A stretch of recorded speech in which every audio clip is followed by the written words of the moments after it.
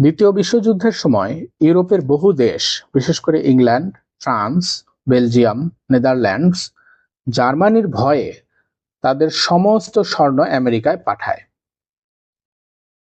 কারণ তখনও আমেরিকা যুদ্ধে জড়ায়নি আর ইউরোপ থেকে দূরে হওয়ায় অপেক্ষাকৃত নিরাপদ দেশ হিসেবে বিবেচিত হয়। আবার অনেক দেশই যুদ্ধের সময় সোনার বিনিময়ে অস্ত্র কিনেছিল আমেরিকার কাছ থেকে। অনেক দেশ সোনা জামানত রেখে লোনও নিয়েছিল। এর ফলে যেটা ঘটল তা হলো পৃথিবীর সোনার রিজার্ভের প্রায় শতকরা 70 থেকে 80 ভাগ আমেরিকার হাতে চলে যায়। দ্বিতীয় বিশ্বযুদ্ধের শেষে 44টি দেশের প্রতিনিধিরা আমেরিকা যুক্তরাষ্ট্রের ব্রেটন উডস শহরে এক বৈঠকে মিলিত হন।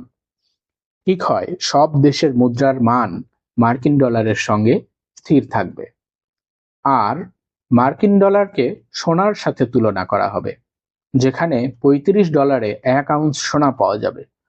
অর্থাৎ ডলার হয়ে দাঁড়ালো বিশ্বের একমাত্র সোনায় পরিণতযোগ্য মুদ্রা, আর বাকি সব মুদ্রা হয়ে গেল ডলারে পরিণতযোগ্য। ফলে আমেরিকার নেতৃত্বেই গড়ে উঠল বিশ্বব্যাংক, IMF এর মতো সংগঠন, যারা ঋণ দিত ডলারে। ফলে ডলারের চাহিদা দিন দিন বাড়তে থাকে।